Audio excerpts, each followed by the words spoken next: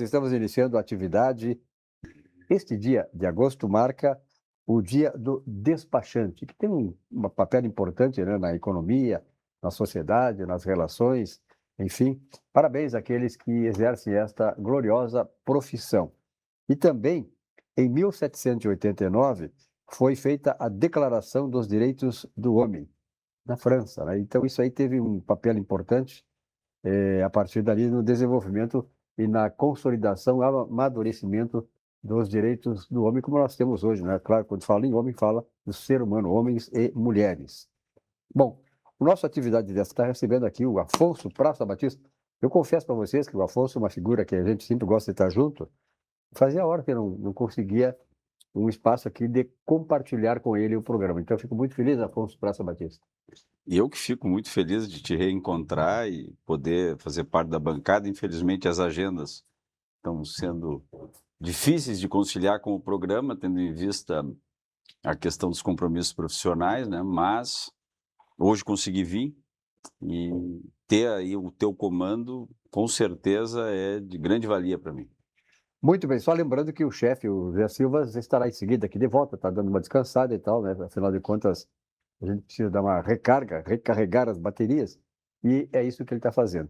Bom, o programa, assim, normalmente ele fala sobre esporte no começo, então eu só quero lembrar o seguinte, que nós estamos aí numa expectativa com relação ao Campeonato Brasileiro, porque a dupla Grenal, o Afonso Praça Batista, nós estamos vendo a dupla Grenal disputando quem não vai cair, disputando, se preparando para não cair. Eu sou do tempo, e acho que tu pegasse esse tempo também, quando a dupla Grenal entrava no campeonato, entrava para ganhar, ou então ficar na ponta de cima. É muito triste, né? A qualidade do futebol do Rio Grande do Sul, olha, é inversamente proporcional aos ganhos do pessoal envolvido aí, sobretudo os jogadores e treinadores de futebol. Pois é, Silvio, o Silvio já é tão automático. É verdade. Pois é, Silvio, assim, ó, o que eu vejo? Eu vejo que o Rio Grande do Sul está caminhando a passos largos para virar um futebol do Paraná, né? Futebol do Paraná que tinha lá o Coxa, né? O Atlético Paranaense, o Paraná parece que está sem divisão, né? Está sem série. Ou seja, um apequenamento dos clubes em função da falta de qualidade. É surpreendente porque nós temos aqui um certo estofo financeiro, embora todas essas notícias que os clubes eles se desorganizaram financeiramente, nós temos um certo estofo financeiro. No entanto, parece coisa feita, parece saravá, parece alguma coisa, algum ponto aí que tirou a questão energética dos dois clubes, né? Uma disputa de quem é o pior, né? Agora, como equilibrar essa balança? Eu acredito que nós temos algumas coisas que o futebol brasileiro em si está se transformando numa liga conforme a Liga Espanhola, Barcelona e Real Madrid, né? Flamengo e Palmeiras. O Palmeiras já é virtual campeão brasileiro no meio do ano. Isso perde a graça, o Campeonato Brasileiro perde a graça. Parece mentira que a energia do campeonato está disposta em quem vai escapar do rebaixamento. E não é o primeiro ano isso, porque não tem nenhum ineditismo quem vai ser o campeão. Isso é muito ruim. Isso é ruim porque perde-se a vontade de ir ao estádio, perde-se a vontade de assistir, né? É um produto mal acabado. O futebol brasileiro está em crise. E está em crise por quê? Porque precisa se reinventar. E precisa se reinventar em outras medidas, como, por exemplo, nós precisamos estabelecer a possibilidade de um contrato de performance, um pagamento mínimo com gatilhos de performance. Não é possível que o sujeito que não performa ganhe a mesma coisa se ele performar. Isso está intrinsecamente ligado à questão psicológica do seu incentivo. A mesma coisa, contratos milionários com técnicos. Esses dias eu estava vendo uma manifestação, salvo engano do dado, mas é mais ou menos isso, o seu Luiz Castro tem 80 campeonatos disputados na carreira como técnico. E me parece que o sucesso de 4 ou 5. E veio para cá como a grande revelação. E simplesmente se mantém porque a multa é milionária. Há uma irresponsabilidade do dirigente em fechar uma multa dessa.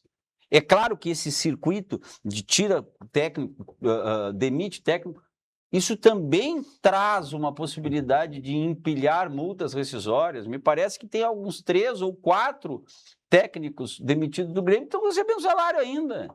Como é que vai equilibrar finanças, né? Então, há uma irresponsabilidade nisso. Mas também nós temos que trazer, Silvio, uma falta de equiparação na questão de investimento, né? Uma equidade. Os clubes têm que ter a mesma capacidade de investimento, tem que haver um teto de gastos, como existe nas ligas americanas. Ou seja, existe um teto de 100 milhões por ano de investimento. Muito bem, ninguém pode ultrapassar esse teto. E ter aquilo ali uma equidade entre os clubes, porque senão fica uma liga praticamente para você descobrir quem é que vai para a Libertadores e quem é que não vai cair. Esse é o ponto praticamente basal do nosso Brasileirão. A energia e a emoção para ver, olha, tem um ponto, vai dormir no rebaixamento, não vai. Isso diminui muitíssimo o futebol brasileiro. Uma das coisas que eu sempre coloco, Batista, e eu gostaria de ouvir a tua opinião, porque, embora não sejamos do esporte, eu já fui, mas tu tens umas ideias interessantes do ponto de vista de uma avaliação até sociológica, do ponto de vista do fenômeno futebol. É o seguinte, eu sempre critiquei a introdução aqui nos clubes do Brasil, e particularmente da dupla Grenal, que nos interessa mais diretamente, de jogadores de fora do país. Técnicos de fora do país que não têm identidade com os clubes. Eu me lembro dos grandes Grenais lá atrás, quando não tinha um estrangeiro em qualquer dos times do Rio Grande do Sul. Os caras moravam aqui, eram daqui do interior de Porto Alegre e tal, e havia uma disputa. As cidades de onde esses... Eu me lembro que as cidades onde os jogadores eram, por exemplo, um cara de Bento Gonçalves, que era do Grêmio, a torcida de onde ele veio vinha aqui para vê-lo. Então, havia uma disputa. Hoje não existe mais isso. Os caras estrangeiros não estão nem aí para o Grêmio, para o Internacional, para a história, para a competição. Quer dizer, então nós perdemos também esse viés. E isso é importante do ponto de vista da motivação e até da responsabilização dos dirigentes. Aí nós temos que trazer, então, um aprimoramento sociológico aí, como comparação. Nós estamos na época da futilidade, nós estamos na época do efêmero, do descartável, do modificativo, né? Daquilo que não tem por que investir, a gente pode trocar. Então, nós não temos por que manter um carro muito tempo, a gente pode trocar. Isso vai para a relação humana. Nós não temos por que ter tolerância com amigos ou entre casal, até entre uma questão parental, filho, etc. e tal. Né? Tem tantas pessoas que abandonam um filho e deixam isso descartável porque não está dentro do barco. Ou seja, o ser humano tem perdido cada vez mais a sua qualidade, muito ancorada em velhos hábitos tradicionais e conservadores que são muitas vezes efetivamente praguejados, dizendo, olha, nós temos que ser progressistas nesse ponto em que ninguém é de ninguém, todo mundo se querendo. A mesma coisa acontece no esporte, ou seja, é impensável se buscar um técnico emergente, por exemplo, do interior do estado, como foi Filipão, como foi Mano Menezes, né? Técnicos que estão ali para entrar... O próprio Tite, né? O Tite, para entrar, pegar vitrine de um clube grande, né? E começar a sua carreira. Nós precisamos trazer o estrangeiro para imitar o amiguinho, para imitar o Palmeiras, para imitar o Flamengo, para imitar o Botafogo, para imitar tantos outros que fizeram isso. A mesma coisa ocorre na formação de time através de atletas, tanto da base quanto dos clubes do interior. Por quê? Porque o importante é trazer o medalhão, porque o medalhão vende camiseta, o medalhão enche o aeroporto, o medalhão faz uma publicidade extra e rende grana. Então, essa é a grande questão. O grande drama que nós temos hoje é nada mais, nada menos do que a imitação dos clubes do centro do país. Por isso que eu volto a dizer o que falei antes. Silvio, o grande problema hoje é esse descompasso. Nós somos um país continental em que os nossos clubes eles sofrem com o distanciamento dos outros sedes para jogar os seus jogos, né?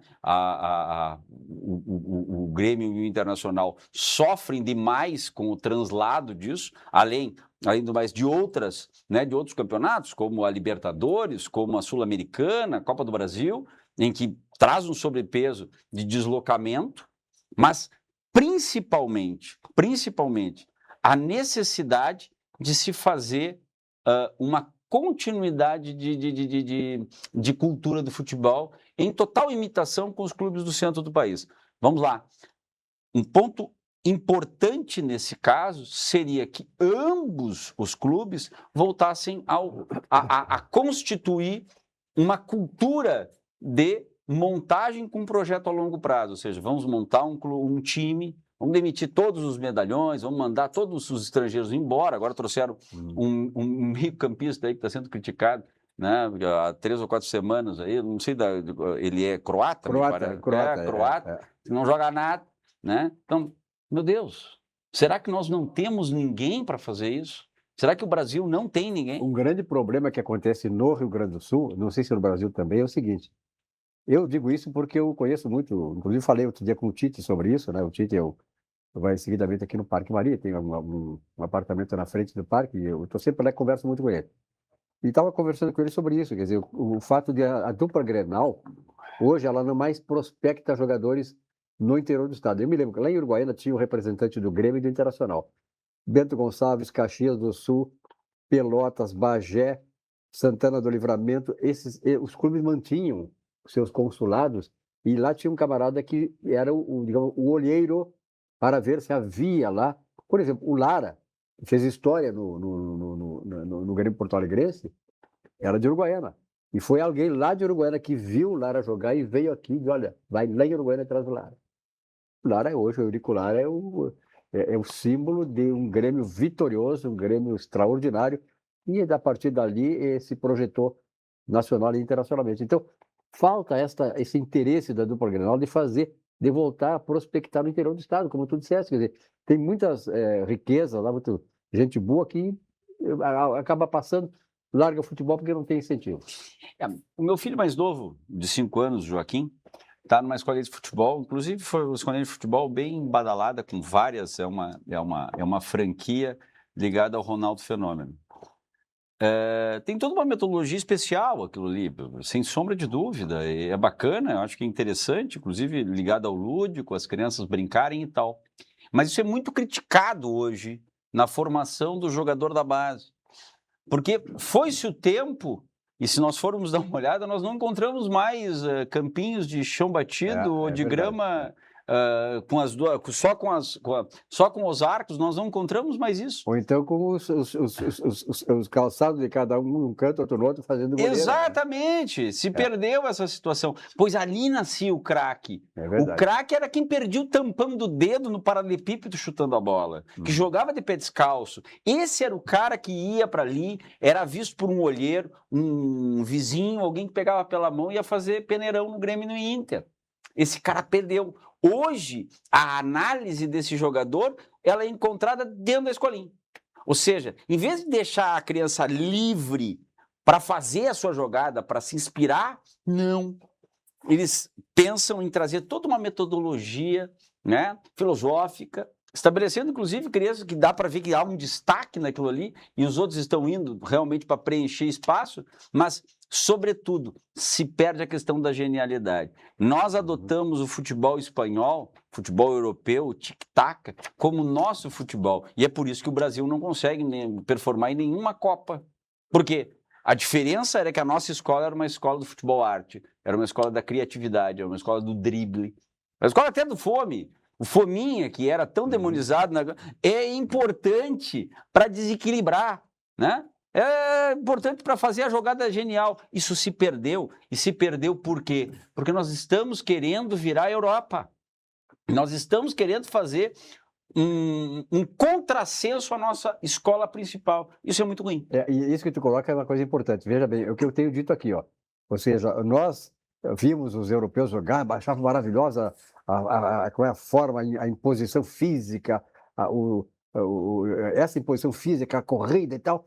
Vamos copiar. Aí nós nem copiamos eles e perdemos a nossa essência do craque, do malabarismo com o futebol. Perdemos, querendo copiar os europeus. Sem ter copiado os europeus, que já seria uma afronta à questão da característica do brasileiro, nós acabamos perdendo. Qual é o jogador de futebol hoje? Fora o Ronaldinho, que já saiu e tal, mas jogador que hoje, tu olha e diz, pô, que craque de bola, o domínio, o drible e tal, não tem mais isso. Perdemos isso, porque era a essência do futebol brasileiro. Por quê? Quisemos copiar o futebol força do europeu. Mas volto a dizer, isso não é nascido no Rio Grande do Sul, isso não vem do Internacional e do Grêmio. O Internacional e do Grêmio copiam, né, uma tendência do centro do país. O centro do país traz isso. Há uma necessidade de mudança de nível estrutural, sem sombra de dúvida, em todo o país. Ter uma visão. Olha o enfraquecimento, né? Santa Catarina, por exemplo, o Grêmio o Rio Grande do Sul está quase fechando a região sul. Nós sempre fomos respeitados, mas está quase fechando a região sul aí por times abaixo da média, né? Uhum. Mas Santa Catarina nunca conseguiu despontar. Por quê? Por causa da questão geográfica. Santa Catarina tem uma divisão, inclusive, de cunho cultural entre o litoral e o oeste catarinense, que parece que não são as mesmas do mesmo, que não são do Mesma mesmo cultura, estado. né? Mesma cultura, Exatamente. né? Não há uma questão, né, de Uma afinidade. Exato. Já São Paulo, Rio, Minas demonstra uma unicidade no que se refere à questão cultural e conseguiram formar vários pontos. Se nós formos pegar, por exemplo, a seleção brasileira da década de 30, 40, a base era toda Rio-São Paulo. E ali trazia aquela essência do futebol raiz. Isso acabou e duvido que volte. Agora, nós temos, o gráfico é descendente, Silvio. Se não tiver uma mudança estrutural, cultural e de tendência, inclusive contratual dos clubes, em se preservar a esta gastança desmoderada que eles acabam fazendo, tenho certeza, o futebol vai empobrecer cada vez mais e nós não teremos chance nenhuma perante os europeus na próxima Copa ou nas próximas Copas do Mundo. É verdade, já estamos perdendo terreno. Isso é importante, que o que nós estamos conversando aqui, aproveitando a competência e os conhecimentos do Dr. Praça Batista, exatamente, e é uma forma de analisar o futebol de uma maneira um pouco mais filosófica, porque a filosofia está introduzida em todas as coisas, né? Também está no futebol. Então, essas questões que dizem as realidades locais, regionais e nacional, elas acabam influindo, né? No ânimo, acabam influindo nas questões relacionadas ao próprio futebol, a própria forma como, por exemplo, o Rio Grande do Sul encara o futebol. Olha aqui, vamos falar um pouco do Centro de Integração Empresa-Escola aqui do Rio Grande do Sul, que eu vi nascer bem pequenininho, lá na Borda de Medeiros, uma salinha, e hoje eu fico impressionado de ver o CIE, em que se transformou numa instituição respeitável, regional e nacionalmente. Assista agora a nossa mensagem do CIE. A transformação começa aqui. Uma nova era de conexões e inclusão produtiva. Um ambiente onde talentos se desenvolvem e novas oportunidades surgem a cada dia. Nosso propósito permanece: aproximar gerações e construir oportunidades. Porque acreditamos que cada jornada profissional começa com um primeiro passo. E estamos aqui para guiá-lo. Uma nova versão do CIE-RS, onde as oportunidades se encontram. Olha aqui, pessoal, adubo Titica, fertilizante orgânico é Titica. Ele não é apenas um adubo como você imagina. É, na verdade, uma explosão de vida para o seu solo. Rico em nitrogênio, fósforo e potássio. A Titica desenvolve e devolve a matéria orgânica que o solo perdeu, é natural. Segura a umidade por mais tempo e faz a sua planta absorver nutrientes de maneira muito mais rápida. O resultado? Plantas mais fortes, raízes profundas e colheitas muito fartas. Recicle o que a natureza dá de melhor. Fertilizante Titica, a inteligência orgânica que transforma o seu solo e as suas flores. Produto atestado para a produção orgânica através do certificado RAMA. A parrilla foi inaugurada em 2007, contando com uma equipe grande de funcionários e localizada ali na Avenida Nilópolis 111, em Petrópolis, telefone 51 3012 78 78. Estacionamento com manobrista e de cortesia. Funcionamento segundas-feiras, 18h30 às 23h45. E terças e sábados, das 11h30 às 23h45. Domingos, entre 11h30 e 22h45. Confira o cardápio, as promoções, reservas, compras da bodega, entre outras informações, no Instagram, @parrilladelsur, ou no site www.parrilladelsul.com.br. E vamos falar do nosso banco, Banrisul. Olha aqui, ó. A vida muda, os planos crescem e os negócios seguem em movimento.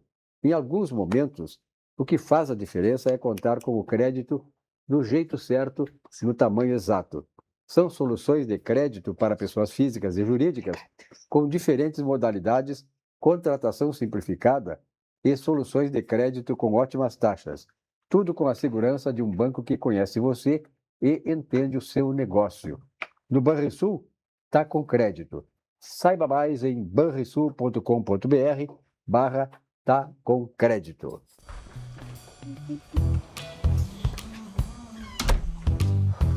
Desculpa. Tá com crédito. Molhou? Não. Tá com crédito. Renovação do ano passado. Desculpa, chefe. Tá com crédito. No Banrisul, muita gente está com crédito. Quer fazer aquela viagem? Vai decorar o apartamento. Quer quitar uma dívida? Tá com crédito Banrisul. Sujeito à análise de crédito.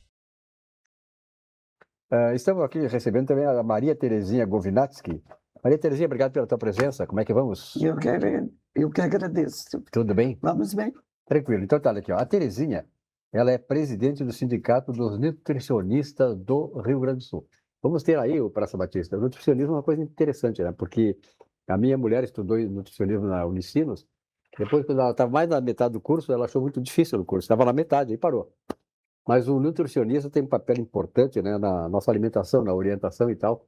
E a partir do estabelecimento de uma situação de maior propagação do nutricionista e da tarefa dele na sociedade, realmente nós evoluímos muito nessa questão. Mas eu te pergunto, Maria Terezinha, este evento no dia 31 é 87 anos do Brasil, né, das áreas de atuação e conquistas da categoria. No Brasil, 87 sim. anos. 87 anos no Brasil. É. E aqui no Rio Grande do Sul? 54. 54, é. É. E aí? Faria 50 anos da primeira turma de formandos. Uhum. Esse ano faz 50 anos. E aí, como é que vocês estão atuando? Como é que está a evolução deste processo todo? Olha, Silvio, eu vou te dizer uma coisa. A gente começou praticamente com 4 áreas. Uhum. A nutrição, depois passou para 6. Claro, né? Vai colocar a área do ensino, pesquisa. Enfim, área clínica, tu tem o hospital, tu tem o consultório, o ambulatório, né? Saúde pública. Tem também as casas de longa permanência, né? As entidades de longa permanência. Então, cada área tem os seus, né? As suas continuações. Mas hoje em dia tem um estudo já em andamento, que não é da nossa parte, mas tem 30 e poucas áreas para o nutricionista atuar, né? Perfeito. Bom, o nutricionista ele tem esse papel importante, né? Mas eu te pergunto o seguinte, a faculdade de nutricionismo, como é que está? Ela está tendo bastante aceitação, muito volume de gente interessada, porque no começo eu me lembro, né? Foi realmente um momento em que foi lá na década de 70, e a minha mulher estudava, como eu falei, e muitas amigas, muitas pessoas conhecidas se despertaram para o nutricionista, né? Sim. Para ser nutricionista. Então, como é que está essa Foi questão? um boom. Ainda exerce uma atração? Sim, porque quando começou a nutrição, a primeira faculdade, a Universidade Atela, foi a Unicinos. Só Década de existia na 70. Unicinos. É 73, por aí, 72, 73. Por aí, foi na década de 70. Depois teve a Federal de Pelotas, depois o Unijuí, enfim. foi crescendo o campo, mas era muito difícil fazer, porque só tinha na Unicinos, né? Eu fiz na Unicinos. Eu sou filha da Unicinos, graças a Deus. Somos. E a Unicinos, inclusive, por muitos anos, ela esteve à frente, né, em termos de pesquisa e ensino de nutrição. Quando começaram as faculdades em Porto Alegre, dentro da PUC, dentro da URGS, da Fundação, aí teve um outro boom, porque aí estava em Porto Alegre. E ela é um campo muito interessante, porque é tu tratar a doença ou manter o bom estado de saúde através da alimentação. Então, tu não precisa prescrever, tu não precisa te envolver muito, né, em termos de uma cirurgia, que já é uma coisa. Então, muita gente gosta da área médica, mas quando pensa na cirurgia, desiste, né? Mas tu estudar a doença e tu poder trabalhar com o alimento para aquela doença é maravilhoso. Hoje em dia a internet, as redes sociais e tal, e até o despertar da curiosidade das pessoas, das facilidades que tem de comunicação. Eu estava vendo ontem um especialista, essa semana um especialista a respeito disso, sobre o número de refeições por dia. Aí eles disseram lá que foi o fulano de tal que criou a necessidade de 3 refeições e tal. Como é que vocês veem essa questão hoje que já evoluiu bastante a nutrição e tal, do aspecto, digamos assim, filosófico, do aspecto nutricional mesmo, né, da alimentação, da saúde em geral? Em geral, sempre a recomendação foi tu te alimentar várias vezes ao dia. A princípio, 6 refeições ao dia. Esse seria o ideal. 6 refeições? Com os lanches, né? Com os lanches. Seria o de jejum, teria um lanche no meio da manhã, teria o almoço, teria o café da tarde, teria a janta e muitas vezes a ceia. Eu seria gordo, se eu fosse assim, eu seria gordão, né? Porque não eu faço fica 3 gordão. refeições, faço 3 refeições só. E nos intervalos dela, um suquinho, um troço assim, mas não. Mas então, tu vai um suco, uma fruta, nos intervalos isso, porque a gente sempre repõe o que gastou. A gente não come para gastar, a gente repõe o que gastou. Tá, eu ouvi um especialista falar outro dia, a questão do jejum, por exemplo. Defendendo o jejum, que o jejum é uma coisa até bíblica, né? O jejum desde os tempos bíblicos. E ele dizendo que o jejum é fundamental para a saúde. Por quê? Quando tu faz jejum, a célula deixa de estar envolvida, né, com a alimentação, com degustar. A alimentação não é degustar, tu tem um termo técnico que tu sabe, mas enquanto tu está com a alimentação no estômago, as células todas estão envolvidas naquele processo da digestão. E não tem como ela ter outra função. Isso que o especialista está dizendo, não sou eu. Então, é preciso ter isso para as células boas captarem as células ruins. Uma forma de rejuvenescimento celular. Isso procede? Não. Um especialista famoso. Conforme, né? Que o jejum não pode passar fome. Senão tu não para em pé. Isso não pode. Há verdadeiros exageros e há muito modismo dentro da área da alimentação, até porque é uma coisa muito íntima de cada um. Todo mundo acha que sabe, mas se todo mundo soubesse, não precisava nem faculdade. Mas uma coisa, como o jejum, tu vai comer, tu vai fazer a digestão, o alimento vai sair do estômago. Jejum de quanto tempo? Como o jejum. O jejum não pode ser passar fome, entendeu? Qual é o tempo necessário, o ideal para o jejum, que não pode ser mais nem menos? Olha, tem de 6 horas, tem de 12 horas, uma alimentação normal, tu faz as 6 refeições tranquilamente, porque aí tu vai ingerir menos volume, né? Muito bem, aqui eu vou fazer um intervalozinho, Batista, e depois eu vou perguntar para ti sobre a tua questão. Não é uma área boa para eu falar. Então, mas eu vou perguntar depois do intervalo, para Maria Terezinha, sobre o uso das canetas emagrecedoras, né? E as consequências, tem muita gente que está dando conta, outras estão aplaudindo, enfim. Vamos ver agora de uma especialista a respeito do assunto. E falarmos também em Green Benefícios. Benefícios para seu time e que facilitam a rotina do RH, dos recursos humanos? Pois é, Na Green, você encontra soluções em alimentação, refeição, mobilidade, premiação e o Green Saúde. E tem mais. Contamos com parceiros que ampliam ainda mais o cuidado com a sua equipe. Contrate o Total Pass com a Green e aproveite as condições especiais, como 3 meses grátis e até 3 dependentes sem custo adicional. Green Benefícios, muito mais do que um cartão. E sucos Petri, né? A Terezinha perguntou, por exemplo, antes de vir para cá, se ia ter sucos Petri na mesa. Aí ela veio correndo, né? Sucos Tô Petri, louca suco para de tomar laranja. um suco. Então já te serve ali, ó, suco de laranja, sucos Petri. Na verdade, a sua sede pede saúde, pede, claro, o melhor. Pede sucos Petri. Suco de laranja, suco de uva. E agora temos a água de coco, 100% natural. Sem adição de açúcares e conservantes. E, naturalmente, o Grupo Zafari é conhecido hoje nacionalmente e respeitado naturalmente internacionalmente também. Zafari, economizar é comprar bem. Eu nunca vi um mantra tão importante, né, que mostra exatamente o que é o Zafari. Economizar tem várias formas de economizar, inclusive comprar. Se você compra bem, você está economizando no Zafari. Veja a mensagem do Grupo Zafari. Todo mundo tem um jeito de fazer macarronada. A moda do chefe, a tradicional, a de cinema e aquela que ninguém tem a menor ideia de como vai ficar. Seja qual for o seu jeito, tem sempre um Zafari para você. Zafari, economizar é comprar bem. E aí? Não é que ficou bom? E aí eu fui para aquele Muito bem, olha aqui, vamos falar um pouquinho da TAP. A TAP, os encantos e a gastronomia das terras portuguesas. Transportes aéreos portugueses.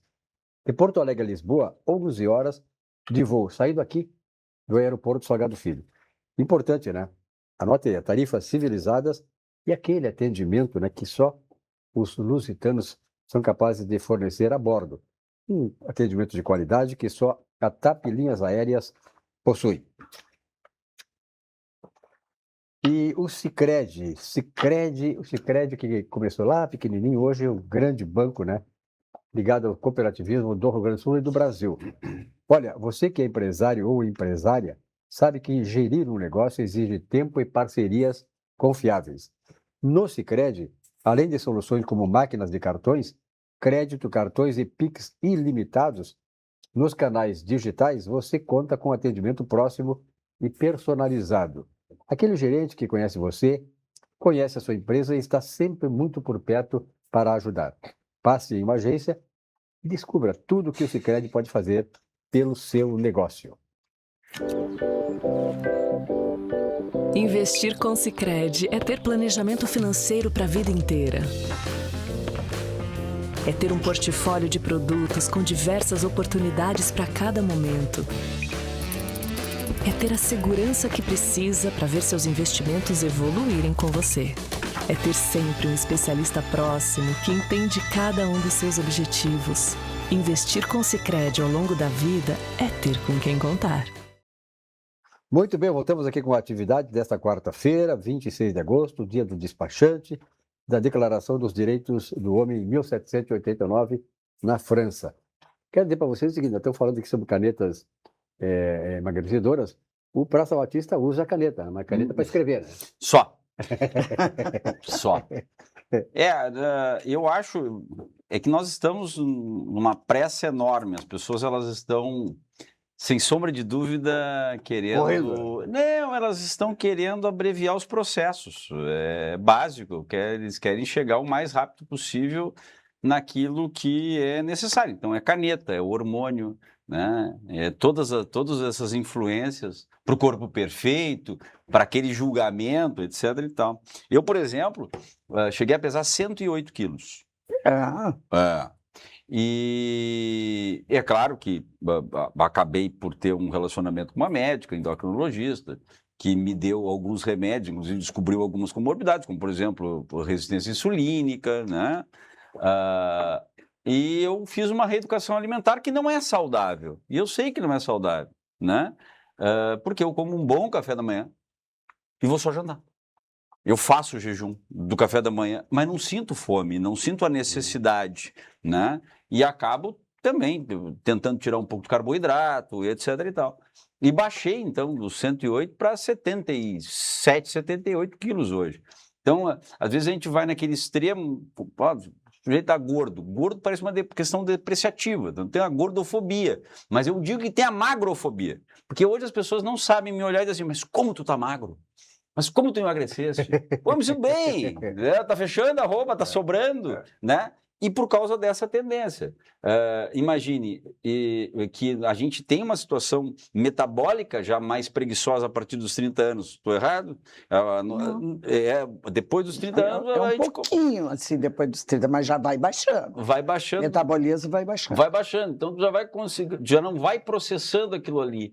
E no momento que se come por ansiedade, que eu acho que é um grande problema, por depressão, as pessoas ficam depressivas e não deixam de comer, acabam comendo mais para suprir uma válvula de escape, aí é um grande problema, né? Então, nós temos que acabar com a gordofobia, deixar as pessoas serem o que querem, assim como a magrofobia também deve ser acabada. Eu sofro.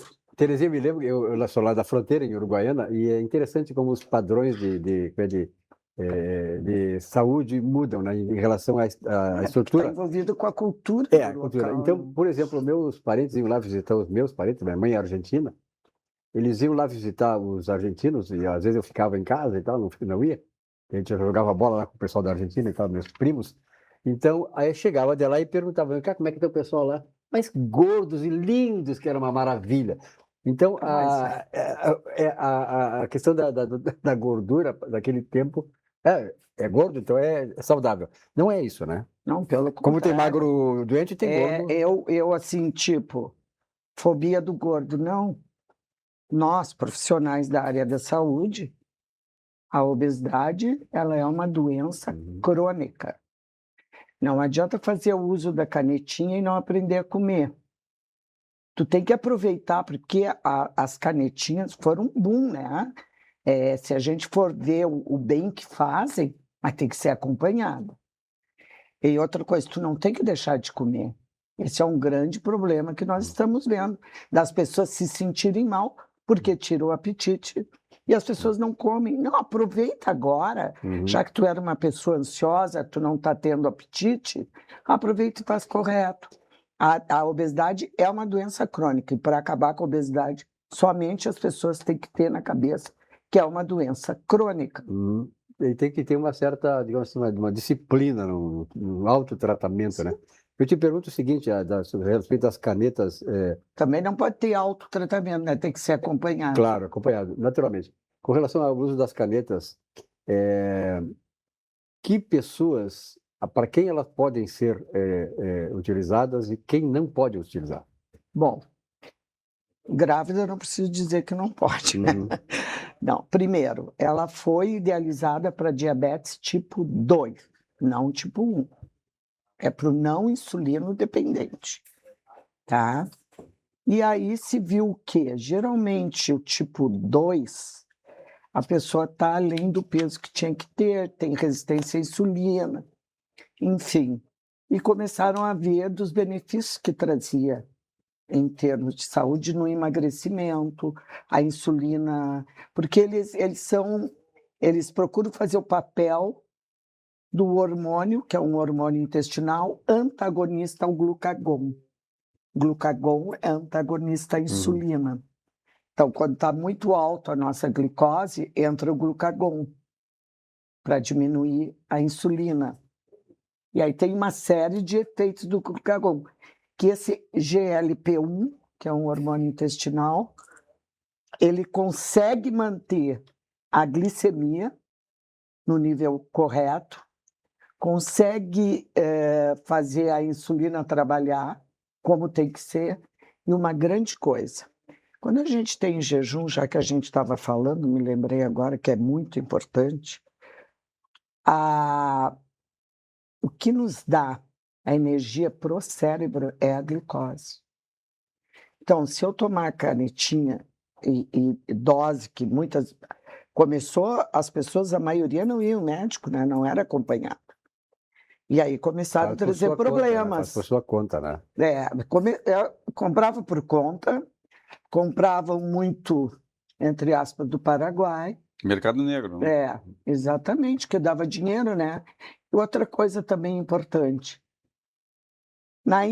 Por exemplo, se tu és hipertenso, tu toma medicação, parou de tomar medicação, o que que acontece? A pressão volta a subir. Sem dúvida. E a mesma coisa a obesidade. Enquanto tu está fazendo uso da caneta, tu vai manter aquele peso. E se exagerar, tu vai passar do que tu tem que ter, que é um grande problema. Por isso que tem que ser acompanhado, é um remédio. Ele age como um remédio. Parou o remédio, volta. Aí é de alto custo, agora vai ter pelo SUS, não sei como que vai funcionar isso. Acredito que vai ser meio restrito, vão ter bastante responsabilidade quando prescreverem, porque tem que haver acompanhamento. Então, de repente, tem pancreatite, desmaio, isso e aquilo. Perfeito. Olha que tem uma pergunta aqui da Maria Antonieta. Ela pergunta o seguinte: estou na menopausa. Como a nutrição ajuda nessa fase? E também, principalmente, as mulheres que não podem usar a reposição. Vamos falar sobre isso depois do intervalo aqui, tá? Vamos. Lembrando que o Di Paolo, do tempero cuidadosamente preparado ao capricho de cada detalhe. Isso é o Di Paolo. Mais do que servir, o Di Paolo conta a história da imigração italiana na Serra Gaúcha. Uma celebração que une a excelência da culinária artesanal ao afeto da mesa da nona, com sabores autênticos e a alegria à vontade. Nosso propósito é entregar uma experiência memorável para a sua mesa. Di Paolo, alegria, cultura e fartura. Olha aqui, ovos orgânicos, sítio gigante, sistema que prioriza o bem-estar animal, em primeiro lugar. As galinhas são criadas soltas e, claro, com acesso às pastagens. A alimentação com insumos orgânicos e não transgênicos.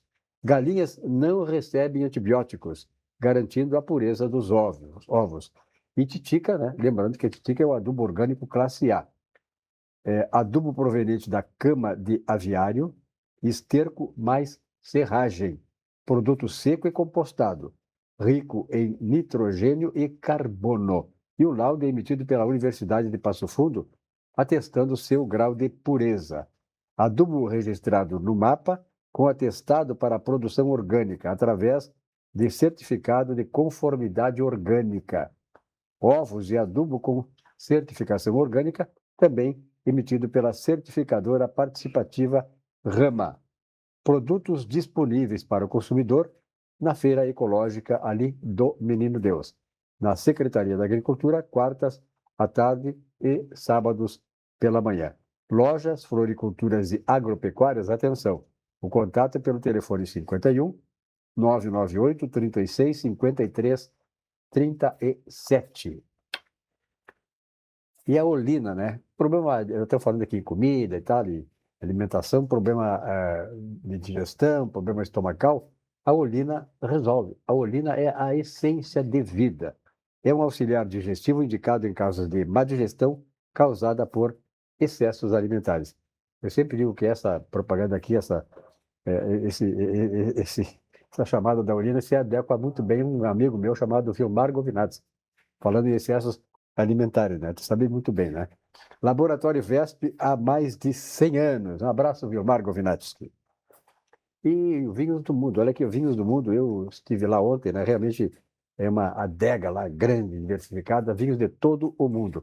Você tem ali na Getúlio Vargas 1135, a Alameda Alípio César 203 e Cristóvão Colombo 1493. Se beber, não dirija. Olha que tem o tempo, não. O tempo está começando a ficar frio, então dá esse problema. Afonso Praça Batista, alguma coisa a mais? Não, tocando na situação, esses tempos eu estava conversando com o doutor Carlos Isai aqui, e as pessoas não se dão conta. O fumante, a turma, a geração fumante, aquele fumante glamour, né? Nós mudamos as tendências, né? Essa envelheceu e mostrou os efeitos colaterais. Pois essa geração saúde, maromba, não envelheceu ainda, né? São mulheres que transformam o seu corpo através de hormônio masculino em exagero. né? São homens que exageram demais na colocação de testosterona, também desequilibrando isso. Tem jovens morrendo com 22, 24, 30 anos por causa, por causa da necessidade, da maldita busca desenfreada pelo corpo perfeito, por causa de um julgamento, né? As pessoas se preocupam muito pouco com o cérebro. Muito pouco cérebro. São vazias. Com a forma, não com o conteúdo. São vazias totalmente, não conseguem falar lé com cré, é uma coisa impressionante. Não estou dizendo que as pessoas não têm que se preocupar com saúde, não estou dizendo que a forma não é importante, claro que é, mas o problema é que batem nessa situação como uma situação... É muito engraçado. As mulheres botam roupa de academia, aqui eu vou ser cancelado, tenho certeza. As mulheres botam aquela roupa de academia, né?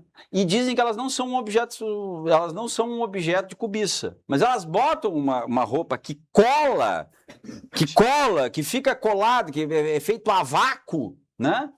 E é óbvio que ela é vista e desejada como um pedaço de carne na frente do açougue. É óbvio. Então há uma discrepância, há uma incoerência nisso. Mas essa geração de abuso dessas substâncias, ela não envelheceu ainda. Principalmente no que se refere à questão, aí, como eu sou metido, né? A questão da hipertrofia cardíaca, a questão disfuncional, toda relacionada à questão vascular, que sem sombra de dúvida o abuso. A vida importante é o equilíbrio. O remédio, o veneno é a dose. Então o exagero traz exatamente isso. E traz mesmo, que descaracteriza, né, totalmente a própria anatomia do corpo. Não, impressionante, impressionante. Mulheres belas, que entram nessa roda de dopamina intermitente, só fica naquilo, elas se transformam em outras pessoas. Né? É impressionante. Pega elas jovens e daí vão fazendo aquele processo e olha, e a pessoa não se dá conta. Assim como a pessoa diz assim, ó, tu emagreceste muito, eu não vi eu emagrecer. Porque eu estou me olhando no espelho toda a vida. Então, a gente não vê a mudança. A percepção também. Não. E as pessoas têm pouca responsabilidade em tratar desse assunto como, inclusive, um assunto de cunho psicológico, né? Uma questão de saúde mental. Esta necessidade, a necessidade do corpo perfeito, a necessidade da valorização, do reconhecimento, de estar sendo inflado. E, às vezes o corpo perfeito são uma vaidade, que é um corpo que ficou feio, porque descaracterizou totalmente. Parece uma coisa meio... um problema de saúde, não um problema um problema de doença, não de saúde, entendeu? Sim. Porque é o exagero, né? E o modismo, porque teve essa geração saúde, foi muito batido, né?